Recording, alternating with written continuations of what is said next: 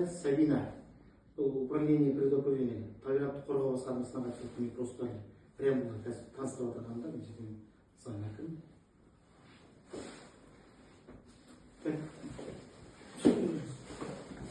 Саламатсыздар, жиынға қатысушылар. Бүгінгі жиынымыздың тақырыбы Oil Construction Company жауапкершілігі шектеулі серіктестігінің нөмір 8-ші топырақ саздақтың өндіруге арналған тау-кен жобасын қоғамдық тыңдау. Мен төрағалық етуші Форт-Шойын қаласы әкімінің орынбасары Оразбай Тұрсынбек Бақытжанович. Осы жерден жиын хатшысы тағайындалсын. Хатшының есімі Сексенбай Гүлнұр Көбелбаевна. Саламатсыздар, осы жобаның жетекшісі Асқат Жұмағұлов мырзаға сөзге береміз.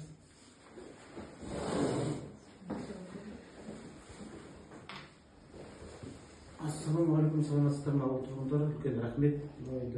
Бүгін сіздердің құзыреттеріңізге қарауға алып келіп тұрған тау-кен жобасы. Осы Маңғыстау көлемінде құрылыс мәселесінде жұмыс жасап жүрген сервистік үлкен осы Маңғыстау мұнай-газ, немесе осыны мұнай-газ саласының аясында жұмыс жасап жүрген үлкен сервистік компания бар, Oil Service Company деген.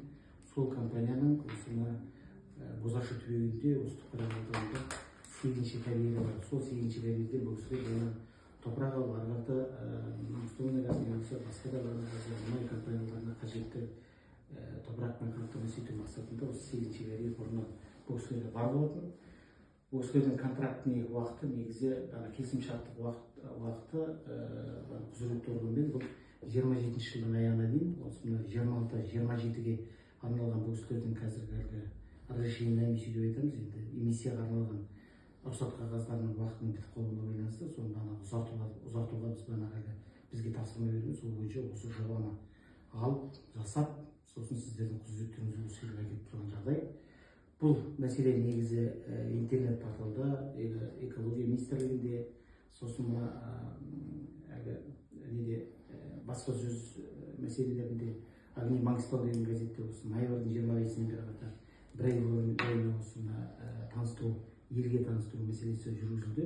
Осыған дейін біздің тапсырыс беруші мекемемізге не болмаса біздің тарапымызға бірде ғана сұрақ болған жоқ. Үй тұрған менде осыны қазір сіздерге жалпы осы жобаны жасалу бағыты, сол не жасалынады сол бағытында сіздерге бір жалпы түсінік береміз.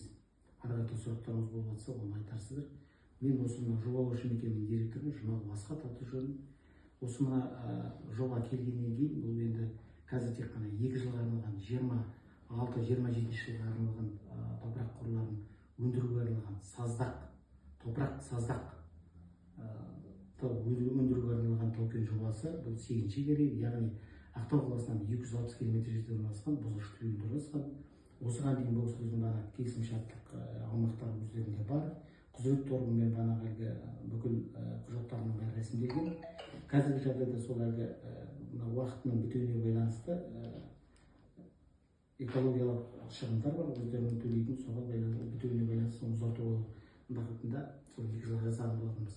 Бұл жерде енді 2 жылға бұл кісілердің өздерінің сұраныстары бойынша жылға 140 мың топырақ қорларымызды салдық, 26-27, 2 жылға 280 мың деген есебіміз бар. Сол 280 мың топырақты өндіру бағытында жасалынатын техникалық, содан шығатын шығындар мен бөлімдер осылардың бәрі осы жобаның ішінде қарастырылған. 10 техника жұмыс жасалынады, 6 станцион бар, 1 бульдозер бар, 1 автогрейдер бар, сосын автобус бар, осыны адамдарды әрі алып келетін жағдай жасалынатын техникалар бар. Бұл жерде басында 2 вагон қарастырылған. Бұл жерде енді біреу шешінетін, біреу тамақ жейтін, тамақтанатын орын деп айтамыз жұмысшыларға.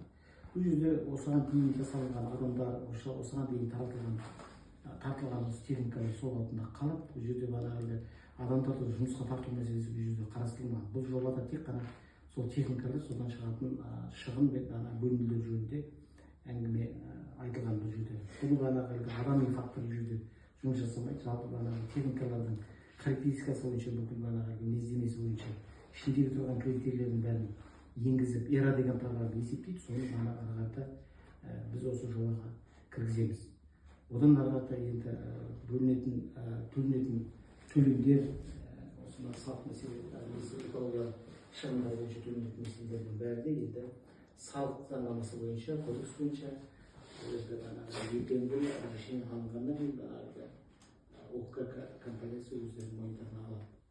10 техника жұмыс жасап, сол 10 техникаға қажетті жұмысшылардың бәрі де осы ОК компаниясының өзінің бағанағы осыған дейін жасап жатқан мекеме болғаннан кейін бар. Январьдан бастап ары қарата осы жұмыстарын анықтап жалғастырады деген себебіміз. Бұл жерде енді отход бағанағы шығынды бөлінді деп айтамыз, оны отход выброс деп айтамыз. Сол бағанағы бір тоннадай қалдық, бір тонна 80 килограммдай қалдығы бар. Ол енді сол жылына бөлінетін, оны арнайы техникалар арқылы өздері ол жерде алып кетеді. Түзетулер қарастырылған. Сосын мына электрмен жабдықтау мәселесі де автономды түрде бөлек станциялар орналастырылған. Бұл жерде осы топырақты тасу мәселесі жөнінде 77 мыңдай литр бензин, солярка қолданылады. Сосын 20 мыңдай бензин қолданылады деп осы жобада қарастырылған. Бұл жерде техникадан бөлінетін барлық әлгі выбростарымыздың бәрі де техникадан күнделікті мына қаланың ішінде жүрген машиналардан шығатын шығындар сияқты. Сондықтан бұл жерде адами тірлікке не болмаса осы қоршаған ортаға, айналадағы жан-жануарға бұл жерде ешқандай да зиян жоқ деген біз қорытындыға келіп жасаймыз. Сол техникаға күнде осы қаланың ішінде жүріп жүргенден кейін сондай бұл жерде техника енді тек қана дес бөлек жұмыс жасалынады. Неорганизованный дейміз, ұйымдастырылмағандай. Оған да өзі жылына 20 тоннадай солярка кетеді деген есебіміз бар. Ол да кәдімгі жұмыс жасап тұрған бір техниканың моторы сияқты жұмыс істейді. Осындай тірліктер мына карьерге кіріп кетірғанда, шығып кетірғандағы мәселелердің бәрі бұл мекемеде жалпы топтар қарастырылған. Сулы ванналар деп айтамыз. Сол сулы ванналарға техникалар кіреді, шығады. Сол мезгілде шаңдақтау мәселелері бұл жобаның ішіне қарастырылған. Осындай жобада мәселелерді қарастырдық. Мен сіздерге толықтай түсінік бердім деп есептеймін. Ары қарата өздеріңізге бір сұрақтарыңыз болса қоюларыңызға болады.